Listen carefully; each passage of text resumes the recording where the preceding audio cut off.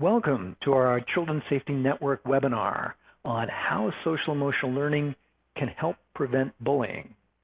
In today's webinar, you'll learn about the latest research on bullying among children and adolescents and explore strategies for using social and emotional learning to prevent bullying. Social emotional learning helps children and adolescents to manage their emotions, empathize with others, and develop positive relationships. It provides an important framework for schools and other organizations to use in helping students acquire and strengthen social and emotional skills to prevent bullying behaviors and support inclusion and respect. This project is supported by the Health Resources and Services Administration of the U.S. Department of Health and Human Services under the Child and Adolescent Injury and Violence Prevention Resources Center Cooperative Agreement. This information or content and conclusions are those of the authors and should not be construed as the official position or policy of, nor should any endorsements be inferred by HRSA, HHS, or the U.S. government. We've got a few technical tips to offer to you. Your audio is coming through your computer speakers, and the quality of that audio typically depends on the speed of your internet connection. If you're finding that the audio is a little choppy, you can either look for a little more stable internet connection or listen by phone by dialing 866-835-7973. But if you do call and listen by phone, please mute your computer speakers. Otherwise, you'll have sound coming from two directions, creating kind of an echo. And if you're calling by phone, all phone lines will be muted during the presentation. If you've got some kind of frequently asked questions, they're right up in the webinar instructions up in your upper left, or answers to many common questions. If you have any questions or technical issues, you can type them in at any time in the question and answer box at the bottom left. And that's also where you can ask any questions for our presenters at any time. And at the end of the presentation, we'll have a time for questions and answers. In just a moment, you're going to see that up at the top of the screen, we'll also have the slides will be available there. You'll see an area for the PDF of slides. You can just click on that and then select Download Slides to download those to your computer. And this webinar is going to be recorded, and an archive will be sent out to all registrants within 2 weeks of this webinar. Right, and we are really happy to have our really just wonderful presenters with us today. With us is Tracy Waasdorp, and Dr. Waasdorp holds a joint appointment as a research scientist at the Children's Hospital of Philadelphia and the Johns Hopkins Bloomberg School of Public Health. Dr. Waasdorp publishes on topics including school-based bullying prevention and intervention, bullying and peer victimization, coping with bullying, teacher and parent perceptions and responses to bullying, and school safety, climate, and connectedness. Also with us is Dr. Catherine Bradshaw. She's a professor and associate dean for research and faculty development at the Curry School of Education at the University of Virginia. She serves as deputy director of the Johns Hopkins Center for the Prevention of Youth Violence and co-director of the Johns Hopkins Center for Prevention and Early Intervention. Dr. Bradshaw collaborates on research projects examining bullying and school climate, the development of aggressive and problem behaviors, and the design, evaluation, and implementation of evidence-based prevention programs in schools. She is editor of the Handbook on Bullying Prevention, a Life Course Perspective. Unfortunately, Dr. Michael Sikowski was called away due to an urgent situation, but we will still cover all of the intended content on this webinar. To start off, Dr. Waasdorp will share some of the latest information about what bullying is, how frequently it occurs, and what the impacts of bullying might be. Then Dr. Bradshaw will share some of the research-based strategies for preventing bullying. So, Dr. Waasdorp, it's over to you. Welcome. Great. Hi, thank you. I'm just going to get started. So what does the research say about bullying? Bullying is the most common form of aggression among school-age youth. It's defined as someone who's exposed repeatedly and over time to negative actions on the part of one or more other persons. It often occurs in situations where there's a power or status difference. So there's three defining features. It's intentional, it's repeated, and there's a power differential. Repeated, often in the literature, is defined as 2 or more times a month. So what's the difference between regular peer conflict and bullying? The easiest way to define that is conflict. Each person has the ability to offer a solution or a compromise in order to resolve it. But in a bullying situation, due to that imbalance in the power between the bully and the victim, this can prevent any sort of resolving of conflict on their own. Approximately half of all students have been bullied at some point during their time at school, and between 30 to 40% have moderate or frequent involvement. Bullying has been found as early as preschool. It's more overt in early years, and it becomes more covert as they get older. It occurs most often in contexts where the student-to-adult ratio is high, such as the playground, the lunchroom, hallways, school buses, even in transitional times in classroom when the teacher isn't paying attention to the full class at once. It's a very complex and systemic problem. It's broader than just the bully and the victim. It may be difficult to understand when it started, who started it, who's involved, and how many people are involved. But we do know that involvement is a robust predictor of both negative and long-term effects. It even creates a whole climate of fear for all students, not just those that are victims or bullies. The norms regarding bullying can even impact bystanders, the people that witness the bullying. So the whole school climate can actually encourage bullying. For example, if a bully is viewed as more popular, children are going to be less likely to intervene and help a victim. So bullying can be perpetuated at the school level. So intervening with just the bully or the victim is less effective.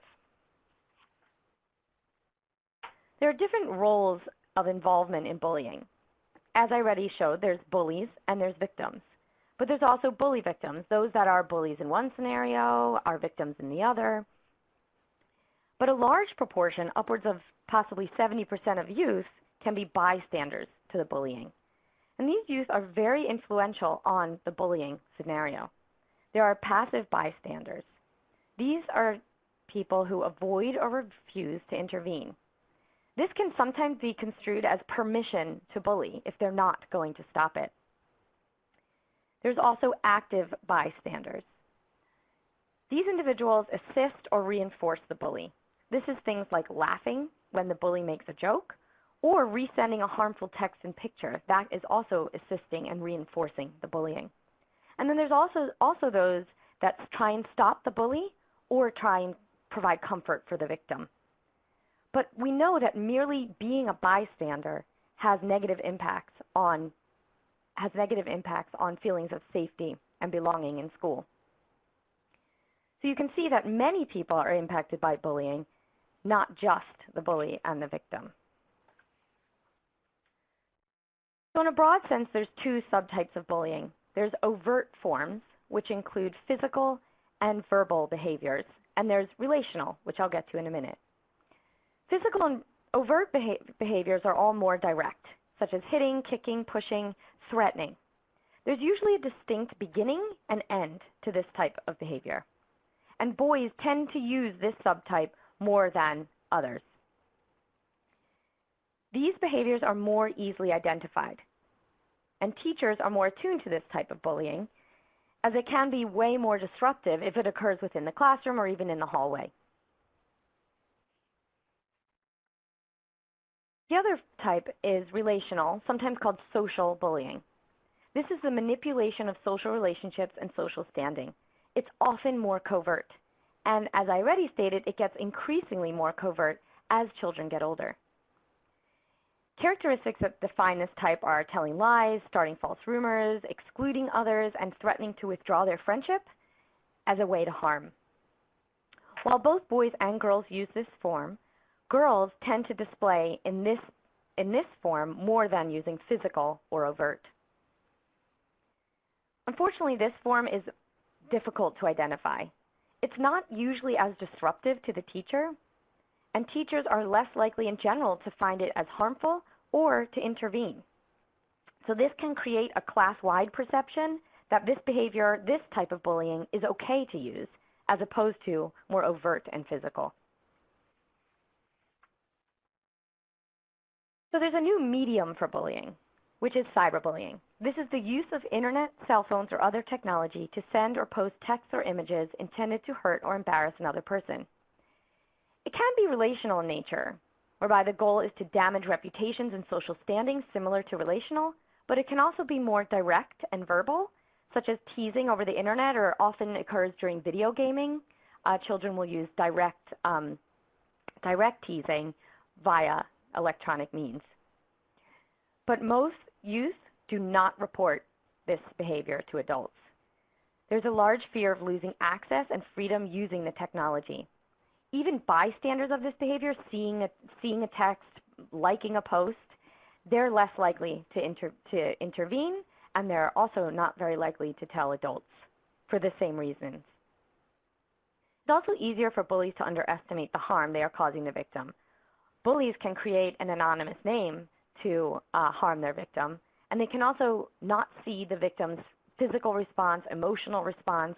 They don't see all the bystanders' responses, and this can perpetuate the bullying. It's important to note that a small proportion of youth experience only cyberbullying. It's about 4.6% that we have found in some of our research that experience only cyberbullying. They are often experiencing more forms than one. So of those that are victims of bullying of all different forms, those that also experience cyber are at most risk for internalizing and externalizing symptoms. So it seems to be the tip of the iceberg. If they're experiencing cyber, chances are there's a lot more going on underneath, and it's extremely important to get involved. So who's at risk for bullying? Being different puts children at a higher risk for victimization. So what does being different look like when you're young? It can be being overweight or obese, LGBT youth, having cognitive impairments or physical disabilities. Even being smaller in stature can put you at risk for bullying. Health problems also put you at risk. We recently found that asthmatic youth have an increased odds for experiencing bullying. Those with depressive symptoms, anxiety, ADHD, they have poor emotion regulation skills, impulsivity. All of these will put you at risk for being bullied. Children who actually bully others are at an increased risk for being a victim. These are the bully victims who are at the most risk for maladaptive outcomes. Children with poor friendship quality are more likely to be victimized. But it's important to note that bullies do not always have poor social skills. In fact, research shows that bullies can be perceived as popular, attractive leaders. So this makes school programming to shift the behavior for the victims very complex. So how do we identify victims as an adult? These children are more likely to report psychosocial problems. They're worried about going to school, wanting to avoid taking the bus or eating in the cafeteria. They're more likely to report psychosomatic symptoms, such as repeated health complaints, sore throats, headaches, nausea, poor appetite. And they report sleep troubles. They have a higher likelihood of making up illnesses to stay home during school days. So a question that's often asked is bullying on the rise? And in a broad sense, bullying is not on the rise. In 2013, Finkelhorst summarized bullying trends from 5 U.S. national surveys and found that since the 1990s, it has declined, with a less steep decline since 2007. The indicators of school crime and safety found that in 2013, 22% of youth had been bullied, which was down from 28%. And my colleagues and I did a study of approximately 246,000 students in 109 Maryland schools across 10 years, and we found that there was a decrease in bullying and victimization. We found decrease across all forms, physical, verbal, relational, and cyber. We also found an increase in the perceptions that adults do enough to stop bullying and that students' feelings of safety at the school. We also have found that 2 years beyond this trend continues. which is a forthcoming manuscript. But while this behavior is decreasing, a large proportion of youth are still impacted by bullying.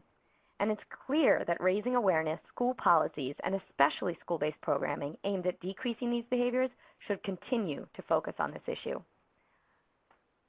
I'm now going to pass it on to Dr. Catherine Bradshaw. Great. Well, thank you so much, Tracy, for setting the stage for our thoughts on how do we actually try to prevent this issue of bullying. Can everybody hear me okay? Great. Just want to make sure all the technical things are going through. So very happy to share with you a little bit broader framing around bullying prevention that includes a focus on social-emotional learning. And so Michael and I have teamed up to share some of the work with you all here today. But quite often, we often get this question to start off the conversation, which is, does bullying prevention really work? If bullying is so prevalent and it's such a concern, what do we have in our toolkits to really actually address this issue? And sometimes you can answer it by thinking about, well, do we have programs that just have the term bullying in the title, and what kind of impact does that have on bullying specifically? And in fact, there aren't a whole lot of programs that are out there that have been shown to be effective that are just targeting bullying specifically and that have been shown to be effective through large-scale research studies and meta-analyses. But what we have seen is we see about a 23% decrease in perpetration of bullying and about a 20% decrease in victimization. And so while that's promising on one level, you could say, well, is the cup half empty or half full here? Is this good news, or do we have a lot more room for improvement? So on one hand, it is good news. We can make a dent in the issue of bullying. But should we be thinking a little bit more holistically about not just around bullying specifically, but what are some of these other strategies that we could try to leverage, particularly from a more comprehensive approach around social-emotional learning and systemic types of interventions that might bolster some of these effect sizes that we see? So thinking about what are some of those broader approaches that can be used that have been shown to be effective around bullying prevention. Well, one of our arcs is clearly around social-emotional learning skills. And I'll give you some examples and define that shortly, but it does give you a bit of a broader frame to be thinking about what have we learned from the research in other areas about promoting effective emotion regulation and emotional reading and social skills that may actually translate to impacting bullying as well. Not just perpetration of bullying, but kids that might experience bullying, how might it even buffer them from having problematic developments as a result? We also want to be thinking about that connectedness that might occur between youth and how we foster respectful and supportive relationships among students with the teachers and staff that work in schools, as well as parents.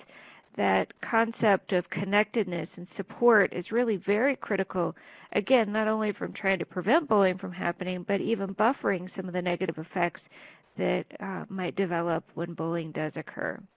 How can we also think about more positive academic learning and social behavior that are more comprehensive? So we'll talk a little bit about some approaches like social-emotional learning as well as positive behavior support that think about reinforcement of good things that are happening, not just around the behavior and social aspect, but even improving some academic engagement strategies can serve as a bit of a preventive frame for this work.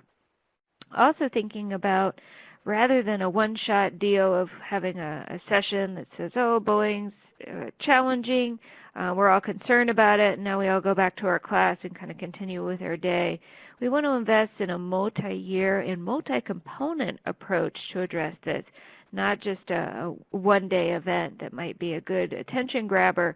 We want to be thinking about that maybe as a kickoff event to a broader multi-year commitment around this issue, rather than we've checked the box on bullying prevention because we did a session on it for our students, thinking what are activities that are happening in the classroom, in the school, in the home, community-wide, that are helping us draw upon these principles and practices to acknowledge that bullying doesn't just occur at school. It's something that can really be carried with you across the life course and across different settings. And this is one reason why we like to think a little bit about this from a prevention framework. We could talk about various models of preventative interventions, anything from public health approaches and other mental health interventions, but thinking universally, what are we doing to try to address this issue more holistically and more comprehensively across multiple settings? So let's dig into what does this really look like a little bit more in a school setting. Well, first and foremost, the research indicates that it isn't just a kid issue and that we can expect to provide some supports to kids and have them work it out. We really need to be providing training for all school staff, not just the teachers, but other education support professionals, other adults that are working and interacting with students. Tracy and I have been working together on some of these topics for quite a while now, and we had done some really exciting work about training for education support professionals like bus drivers and cafeteria workers. They're often on the front lines, literally, of this issue, and often are overlooked in different types of training that are provided, but a very critical role for this. We also need to think about how this can be interesting and active and engaging for kids. That could include video games or vignettes or practice activities or lessons. Another area that's really gaining a lot of attention in this area is how can we use technology, not just for the kids, but even for the adults, so that way this information can be more meaningful and interactive, so activities that are engaging for kids. And similarly, we need to be thinking about parents. What activities can we do for parents? That could take in its simplest form a parent tip sheet about how to detect the signs of bullying or symptoms of the effects of bullying, and what to do when you hear about bullying, not only that your kid's directly involved, but they might be witnessing it. When do they reach out to the school, and who at the school do they reach out to? Do they approach the teacher or counselor or principal? So very specific activities that parents can do to increase their awareness, not just that it's happening, but what to do as a response.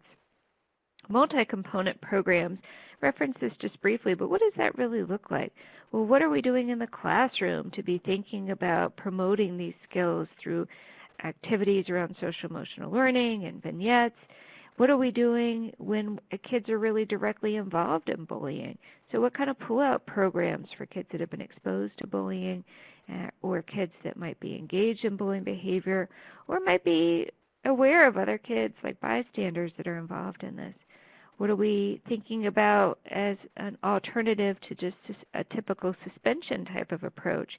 Can we be thinking about restorative approaches that kids can use and school staff can use to complement their toolkit?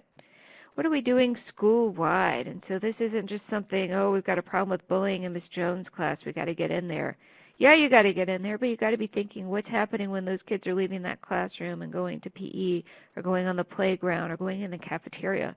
Some of those other unowned spaces, so to speak, where bullying also occurs and often are less supervised than we see in the classroom setting. So be thinking holistically about multiple activities in various settings across the school. We want to have a positive orientation to reinforcing the good behaviors that we see. I don't think we're really going to be able to punish our way out of bullying. We really need to be thinking about what are those positive, engaging, respectful skills and experiences we want kids to engage in and reinforce them so they will become the positive norm in the school setting rather than reinforcing the negative, abusive behavior that often happens or just having a knee-jerk reaction of suspending kids. I know that's often a challenge for schools because they want to make a statement about it and they want to be heavy on some of these issues and indicate we don't tolerate this kind of behavior. We have to be careful what kind of mixed messages that type of zero tolerance type of approach provides and thinking about alternatives that are more reinforcing and skill-focused and service-focused. And all this really comes together with data. What kind of data can we collect in schools? Quite often that takes the form of kids completing anonymous surveys, and often having them anonymous is helpful for kids to be honest and open and realistic about what's truly happening because they don't want to out their best friend or out themselves. And that data can be used at aggregate to try to figure out which of those many forms of bullying that we heard that Tracy described are more common in the school. And some of the data systems that have been created are fairly complex and allow schools to actually analyze their own data to figure out, well, is this form of bullying happening more for girls or boys? Are there particular subgroups of youth that are experiencing more victimization? And having data to drive those processes. Other data could even just be tip lines or Dropbox where kids drop notes, and that way they can anonymously report about bullying, either seeking help or trying to get help for a friend that might be in harm's way.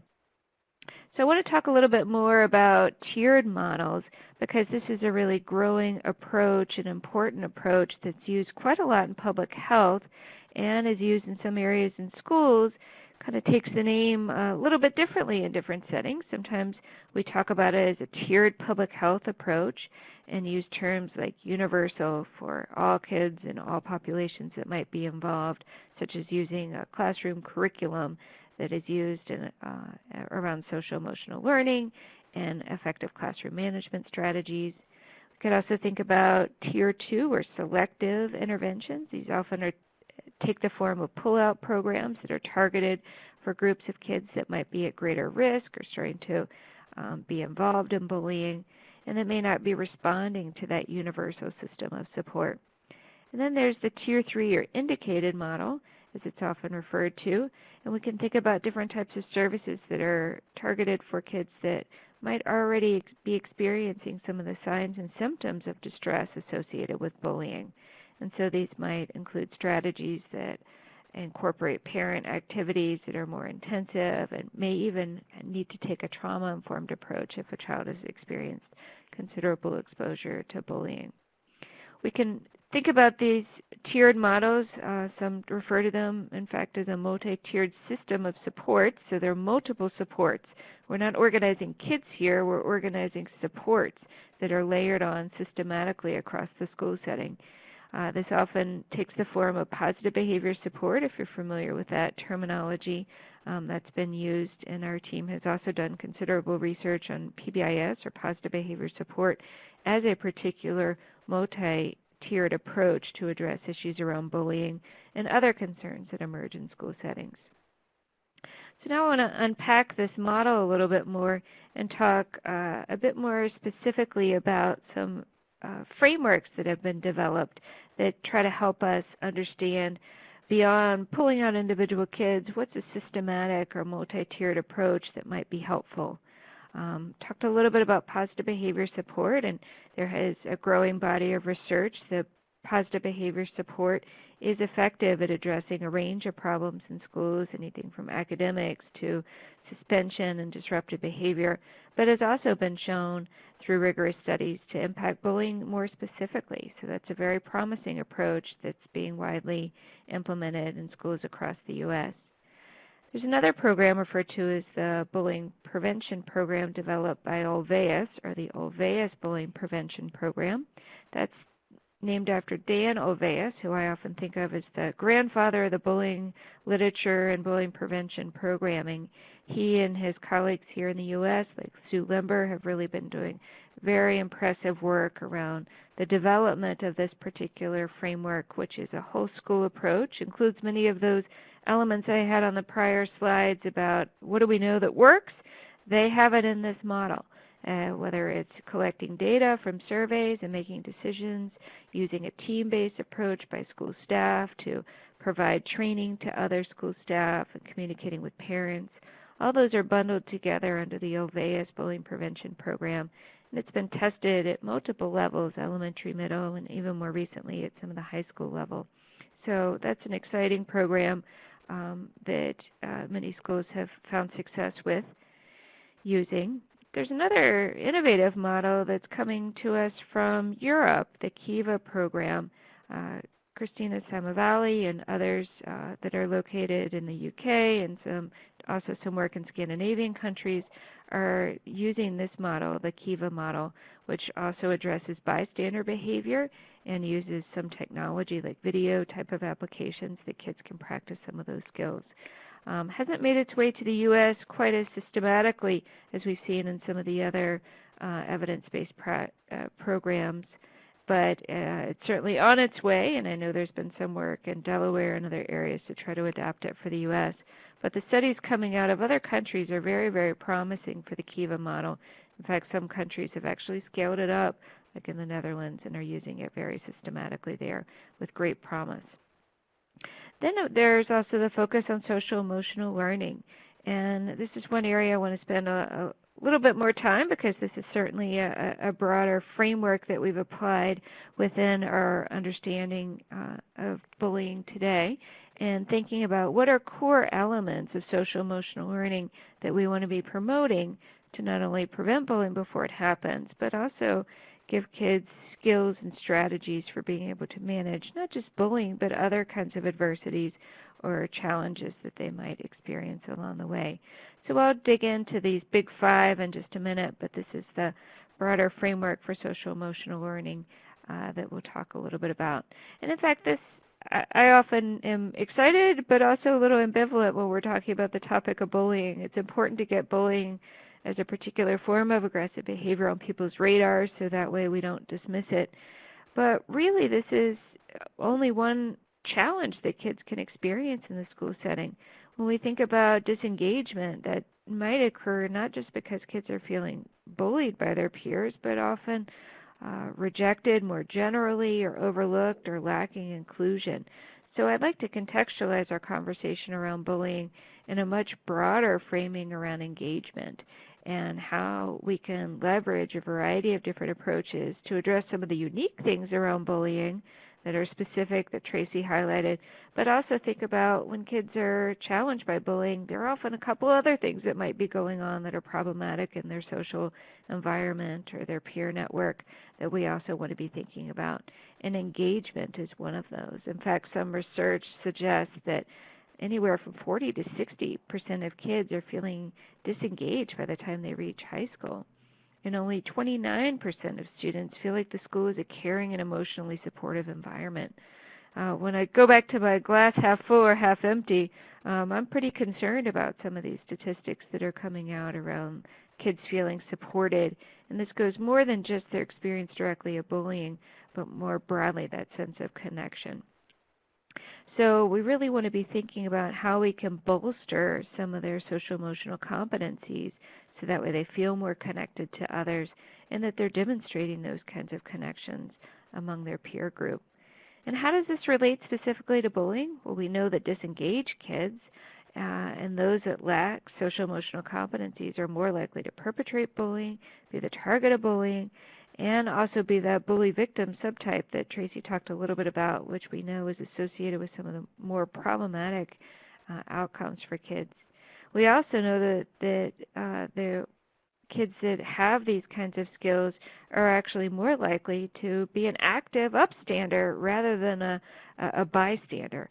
That terminology of a bystander sometimes catches people a little off guard. It somewhat implies that I'm just standing by and letting something happen. Some call it proactive bystander. Somebody really stands up for other kids to help out for them in a non-aggressive way. I also hear the term upstander used quite a lot. But regardless of what you talk, whether you frame it as an upstander or a proactive bystander, we really want kids to help each other out rather than just turning the other cheek when this happens. But they need to have skills about how to do that and how to do that in a non-aggressive way or a way that doesn't actually put them as a target of bullying in the future. We also need to be thinking about how these frameworks can be helpful for supporting our victimized peers, how we can connect with them and promote other peers to connect with them to support them. We know from some of the work, for example, in the Kiva program and others, that show that kids that are in classrooms where kids feel supported, and even when they do experience bullying, that serves as a buffer for them because they feel like somebody cares about them and is willing to intervene on their behalf. We also want to make sure that kids do report bullying to an adult who can help. And we want to really promote that sense of connectedness. And in fact, kids that feel more like they are connected to the school and have a more positive school climate are more likely to seek help for it. If they feel that nobody cares about them in that environment, what is it to them to really reach out for help? So one particular framework around social emotional learning has been developed by what we refer to as CASEL, or the Collaborative for Academic, Social, and Emotional Learning. CASEL is a nonprofit organization that really works on promoting research around social emotional learning. For the purpose of transparency, I happen to be on the board of CASEL and work with other researchers and practitioners to help them think through how we can disseminate information around social emotional learning So that way when schools and parents and families are looking to implement strategies, they know that there's a good research organization they can go to for solid information that's not trying to sell them program X or program Y, but really just distribute information that's helpful in broader frameworks. And this is their framework for social emotional learning that has 5 different facets. So the first one I'll talk a little bit about is self-management. So this is managing emotions and behaviors to achieve goals. And we can certainly think about when bad stuff happens to us, some of us can fly off the handle pretty quickly. But that's an important thing about life, whether you're a kid or a parent or a coworker or a romantic partner, you need to be able to manage those behaviors and those emotions so you don't fly off the handle. And that can be hard for some kids, especially when there's chronic victimization or they don't have a lot of experience managing emotion or expressing that in a way that doesn't exacerbate the situation. Recognizing emotions. Tracy talked a little bit about some kids that experience health problems or feign illnesses because of bullying. That could be functional because they want to get out of going to school that day, but it could be really psychosomatic, that that's the way that they experience stress in belly aches and headaches. And in fact, there is a huge mind-body connection, not just in kids, but in adults too. Think about when you're feeling really stressed out or something's really bothering you. You probably also are not sleeping well, not eating well, a little off balance on things. And not being aware of those experiences can lead you to think something else might really be wrong. So we need to be aware of our own emotions and where are the kind of strengths. That self-awareness is very critical here. Moving around the wheel here to the right, responsible decision-making. You could see obviously connections here between deciding the right and wrong thing to do. Do I go get help? Do I intervene in this situation? Do I ask this kid if he needs some assistance? What kind of adults are important to bring in, especially if you're concerned about a particular situation? So that decision-making is really very important. Forming positive relationships is really the foundation of a lot of the bullying prevention works, how to effectively deal with conflict or try to resolve disputes. And even though bullying isn't a conflict, because that's typically a disagreement, you can think about those relationship skills certainly translating into situations of bullying directly when you need to be thinking about how to support kids. So also thinking a little bit more about empathy, and this is that social awareness. How do you have a good understanding of other people's feelings when these things happen? How might other people be impacted? Not just the kid that's the target, but other kids that are around that might also be negatively impacted or traumatized by seeing the experience. So this builds on those 5 core components and acknowledges that there are several different settings where we want to be promoting social emotional learning. It's not just a classroom activity or a school responsibility, but homes and families and communities also could be thinking about this. And not just for kids, but for parents as well or adults. In fact, there's a growing body of research about how social emotional learning for the adults that are interacting with kids are so critical. If teachers aren't aware of their own emotions or aren't regulating them or expressing them directly, then that can be problematic because they're modeling challenges in school settings. Or if they're really stressed out and are responding with a hair trigger to any kind of disruption or occurrence that happens in a school setting, it may be problematic for them to be able to be focused on really supporting students. So there are colleagues of ours like Tish Jennings that are using social emotional frameworks and mindfulness to really be thinking about how do we prepare adults to interact with kids. It's that idea that if you aren't really having your own house in order, it's going to be really tough to be able to take care of someone else and be available to them emotionally. So there's been a lot of research in the area of social emotional learning.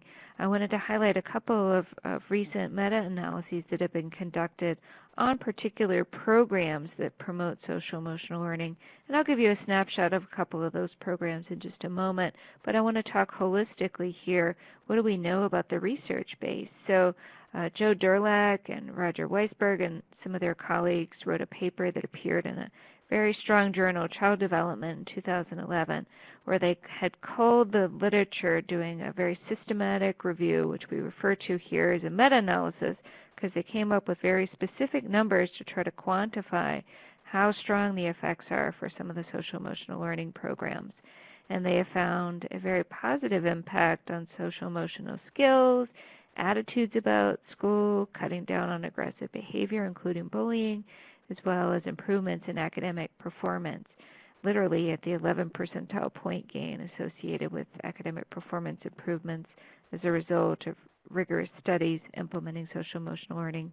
And what's also exciting is these programs can be used at elementary, middle, and high and are all effective at all those levels. And we're also seeing some work around social emotional learning in other settings, not just within urban or suburban or rural schools, but even thinking about after-school programming.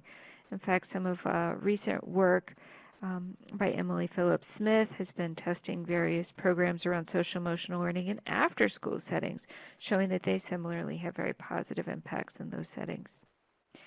So this very smart team that was originally led by Joe Durlak, and then one of his junior colleagues, Rebecca Taylor, took over as lead author on this follow-up study where they looked at those same programs and revisited the literature to see, well, what are some of the longer-term impacts of these interventions when they are used over multiple years.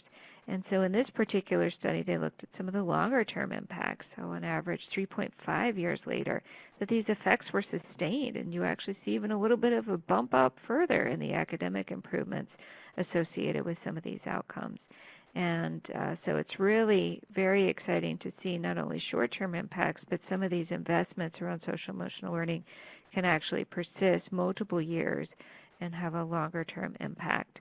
And what's exciting for me when we're looking at the literature, sometimes you get a little concerned when you say, oh, are we impacting some groups but not others? But what's very important is we don't see a difference between kids of low socioeconomic status or racial differences or school location with regard to the outcomes. So these programs are equally effective across setting and for different ethnic and racial backgrounds as well as socioeconomic. The reason I highlight that is because you certainly wouldn't want to implement a program that might exacerbate gaps between various groups. So we want to try to improve conditions for all kids and ideally try to improve outcomes for some of our more disadvantaged kids to try to close those gaps. So it's at least promising to show that we're not increasing gaps, but it would be exciting for us to really try to close some of those gaps as the next stage of work. So linking this again to bullying prevention more specifically, so when we think about SEL prevention programming, it's been shown to reduce a host of some of these mental health concerns around internalizing problems, externalizing problems, improve aspects around empathy, improve perspective taking, helping with coping. So we're able to cut down on some of the bad stuff, but we're also able to improve many of the good things like emotional well-being and academic engagement, as well as some of these broader concepts like resiliency and school climate. So overall, the literature is fairly compelling when we think about impacts of social emotional learning writ large, but also more specifically as it relates to bullying. So I mentioned that CASEL is involved in social emotional learning programs and research on them, and they haven't developed a particular program that they're branding or pushing, but rather trying to serve as a bit of clearinghouse for research about what really works. And I want to highlight a couple of different programs because sometimes having a specific program name gives you a sense of a place to start for looking for training in this area. And one of the programs that our team and several others have worked with great success is called the Good Behavior Game. This includes some elements of social emotional learning, but also address that classroom context around classroom management and teaches kids how to reinforce positive behaviors and learn also to inhibit through a team-based approach some of the problematic things that might occur in the classroom setting. Second step is a social emotional learning curriculum that has been tested at the elementary and even more recently at the middle school level and shown to demonstrate very positive effects for bullying as well as even some outcomes related to teen dating violence. Our colleague Dorothy Espelage has been doing a lot of work with that particular model. A related model called PATHS, Promoting Alternative Thinking Strategies, is another very promising social emotional learning program that has been implemented at the early childhood and elementary school levels with great success. Our team actually even combined the PAS curriculum with the good behavior game and found synergistic effects of combining an SEL curriculum with the classroom management, and actually found better effects for that over and above just the good behavior game alone. Steps to Respect is another bullying prevention social emotional learning program. And then Coping Power. Most all those programs I was just talking about focus a little bit more on the universal, those what are we doing for an entire classroom of students. But we've also been doing some work with John Lottman's program called Coping Power, which using that tiered framework is more of a tier 3, more of a pull-out program for kids that are struggling with issues of aggression. And so that model has been originally developed at the upper elementary school level, but we've also done work at the middle and high school level, which are similarly showing good effects, not just for bullying, but for other mental health and behavioral health outcomes. So that's another promising approach to consider that leverages social emotional learning elements. So, but this conversation is much bigger than what are schools doing around this, and hopefully that's a big takeaway from you today, is this isn't just a problem for schools to be thinking about, and really is an issue that we should be engaging families and communities more broadly in. Parents need training about how to talk with their kids about this issue. Our team, Tracy's been doing a lot of work in this area, and our colleague Sarah Lindstrom-Johnson as well, about how we want kids to engage with their parents and create that conversation. And quite often it's up to the parents to really create those opportunities for kids to disclose moments and issues and concerns around bullying. So that disclosure is really very critical. And for parents to communicate more directly with their kids that bullying is a problem, it's a very serious concern, and not to advocate for things like hitting back or handling it themselves. Sadly, there's some literature that indicates that sometimes parents don't always say the right thing when their kids are bullied. They might say things like, well, if you didn't dress that way, then you wouldn't get teased or picked on, or if you lost weight, you wouldn't be a target for bullying. Or if you just hit back, that kid would stop bullying you. So I think obviously in those situations the parents are trying to do the right thing but often don't realize some of the negative ramifications of their words. And that's why community awareness raising activities and strategies for getting parents involved in this. We've been doing some work with the Ad Council around social marketing campaigns, and some of those don't just target the kids that are involved with bullying, but talk a lot more about the bystanders and how we can get other kids to engage. In fact, I think there'll be some exciting work going on from the Ad Council around social emotional learning is such a good framework for thinking around bullying going forward. Questions often come up around this issue, more specifically around cyberbullying, because it does have some unique features. And schools are certainly playing a role in this too. Even if it doesn't happen at school, quite often it creates a disruption of bullying in the social environment, the academic environment. And so schools really need to be thinking about strategies for preventing cyberbullying and responding to it when it occurs. Some of our work also shows that when kids are involved in cyberbullying, chances are they're also experiencing it in person too. And so that might be a prompt for us to really dig deeper when there's an act of cyberbullying to say, well, is this also happening in other aspects too?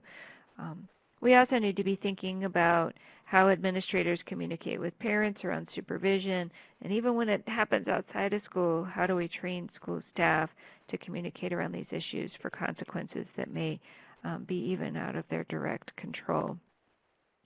And thinking through about how we can leverage some of the other social emotional learning programs to also address issues around cyberbullying is a critical area for us to consider in the literature. So when it comes to kids often are afraid to tell their parents. In fact, this is one of Tracy's topics she's really very passionate about, is sometimes parents overreact by saying, oh, I'm going to take away your phone or shut down your email or Facebook account. So parents react in this punitive kind of, I'm going to take it away type of approach, again, while trying to do the right thing, can actually scare kids so much that they don't disclose these kinds of events. So something to be thinking a little bit more about how we have other types of approaches and make this more of an ongoing conversation rather than just a single discussion.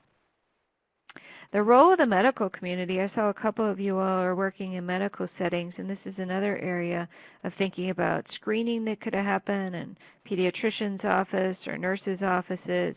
thinking about when kids are coming in with health problems, asking about issues. Tracy cited some work that our team has done about the link between health problems and bullying. And so when a kid is screened for issues around asthma, are we thinking about them potentially being a target for bullying? Emergency departments are another area because sadly when kids are involved in bullying, there might be acts of retaliation that could lead to further harm. And this is why we need to be thinking a little bit more about trauma-informed approaches and training that we're providing for medical professionals and school-based health staff around this issue. And lastly, I want to highlight just a couple of cautions. As I said, sometimes in our intent to do things positively, sometimes we might step over and implement strategies that we're actually learning through the research aren't quite as effective. And this often has caught on because so many states, in fact all states now have laws specifically related to bullying that they encourage the use of programs. But sometimes schools struggle a little bit about what strategies are the evidence-based ones to use and how to really implement those policies and practices.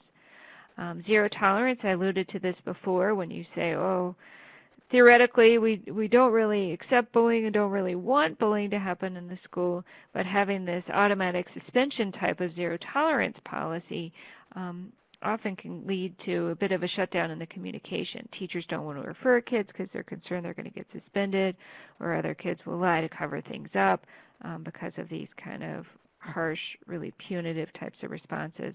Furthermore, sending a kid home might actually not even stem the behavior. It could even reinforce it. There's also limited evidence that just a one-shot, one-assembly type of effort is going to be significant in terms of improving this. Relying totally on kids to resolve this is also a concern for us. We need adults to be part of that, and we also can't be thinking about just trying to work through conflict resolution types of approaches. We need to be thinking holistically about how kids can be part of the conversation and real leaders in this, but the adults are also providing a lot of support and structure around this. We need to be careful we don't group all the bullies together because that can actually reinforce their behavior and they can learn more harmful things from each other. And be careful about conflict resolution, treating bullying as a conflict. Expecting kids to mediate their way out of these situations, I think, is a challenge, much like we wouldn't do a mediation for a situation of a parent abusing a child. Because in many cases, bullying really is just a form of abuse and abuse of power. So we need to be thinking a little bit differently about how we would handle this as compared to other conflicts or fights that might occur in school settings. So hopefully from this you've gotten a little bit of a change the script on bullying, that we don't want to just stop bullying, we really want to be preventing it. We want to be thinking systemically about safety and support and connection and promoting social-emotional learning approaches as a potential strategy for that prevention and a more holistic framing, and that happens across many settings in the school and everybody is a stakeholder, not just the kids that are directly involved or educators, but also parents and community members. There are a lot of great resources that are out there, certainly some resources on the CASA website and similarly the Positive Behavior Support website. The federal partners have all come together. This is multiple federal agencies like the Centers for Disease Control and U.S. Department of Ed and Health and Human Services, SAMHSA, have formed a federal partners in bullying prevention as a one-stop shop for all kind of information that's free and available for all different kinds of end users, like kids as well as parents, even just the concerned citizen. You can go on stopbullying.gov and get some really good, solid information. The National Academies also prepared a report that came out a couple of years ago. There's a screenshot of the cover of that book. That's also a free download that's available on the National Academies website. I was involved in the production of that report and think it's really very cutting edge and important work. So I'd encourage you to take a look at that if you're looking for a resource. So I think with that, we're going to open it up now for the last few minutes for any questions that you all might have. And we also are certainly happy to have some individual contact if there are follow-up questions or conversations that you want to engage Tracy or me. And Michael said he was also happy to do follow-ups too if you have questions. Excellent. Thank you so much, Dr. Bradshaw, Dr. Waasdorp, that really important information that you're sharing with us. And we definitely have some questions that have come in. Dr. Bradshaw, if we're going to take this kind of social-emotional learning approach to bullying prevention, at what age can this kind of learning start? Well, actually, I just completed a book about a year ago that's called The Handbook of Bullying Prevention, a Life Course Perspective. And so the kind of thesis of this book, it's not a how-to book, it's more of a research resource, and Tracy was a big contributor to the book. But we used a broader framing to think about life course, so it's never really too young to start. You may use your words a little differently. For example, when you're talking to a 4 or 5-year-old, you may not use the word bullying. They may not be really ready there to understand that concept, or some could. In fact, I had worked on some projects with the Sesame Street workshop to talk about how we could develop an episode of Sesame Street around the topic of bullying. And they spent a lot of time and talked to a lot of researchers like Jamie Waasdorp, who also contributed to the book, who really specializes in early childhood as a timing that's so sensitive for the organization of social emotional learning skills and peer relationships and those networks forming early. So you may not be talking explicitly about the term bullying, but you really want to be talking about social emotional skills in early childhood.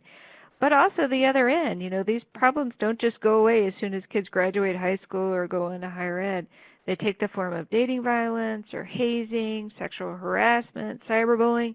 Even in the workplace, we've seen, unfortunately, a lot of evidence of this persistent abuse of power that occurs in the workplace as well. So, and that often can take on the form of sexual harassment in adulthood or elder abuse. So this, I encourage you to kind of bend your traditional notion of bullying to just being about kids and just about school settings to really think from a life course perspective, what are the early roots of these concerning interactions in early childhood, and how do they extend across the life? And that's why it's so important to be trying to have a prevention orientation that has a developmental lens to it.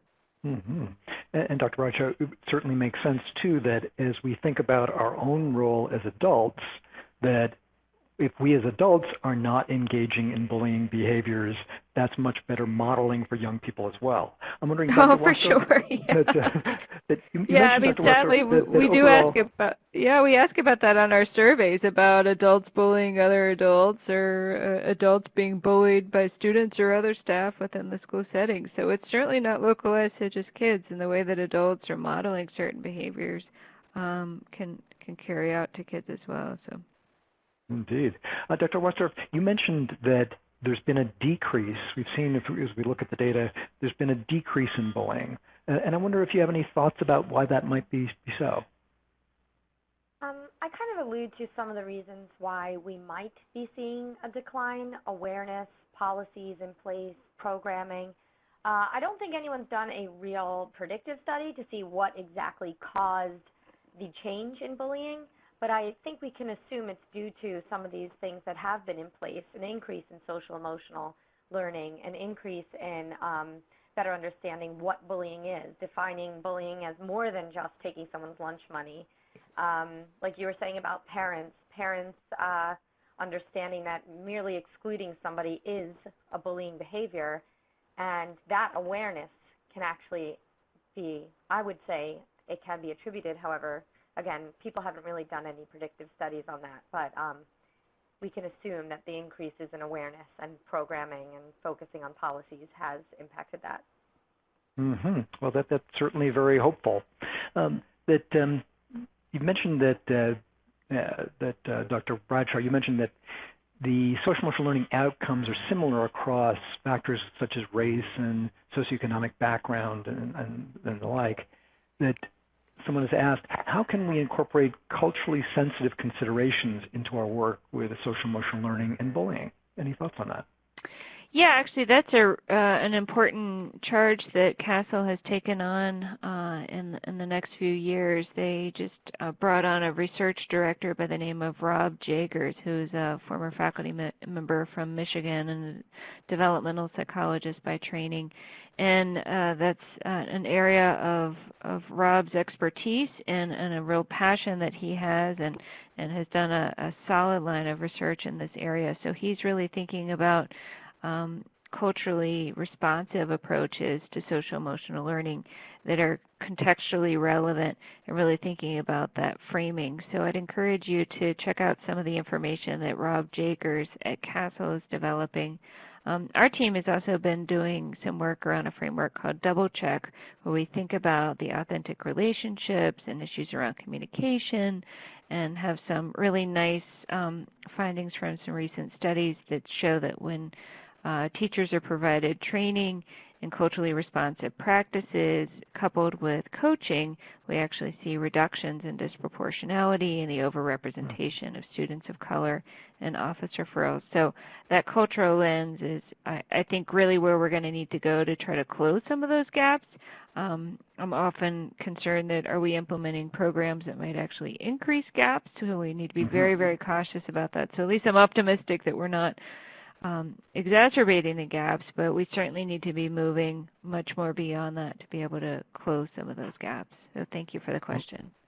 And thank you to both of you. Thank you, Tracy Waasdorp. Thank you, Catherine Bradshaw. If folks have additional questions, here is their contact information. Really, thank you so much for this really important information that you've shared with all of us. We will be sending out a recording of this within 2 weeks following this webinar. So thank you so much to everyone for being part of this webinar today, and have a wonderful rest of your day. Thank you. Thanks for covering the topic. Thank you.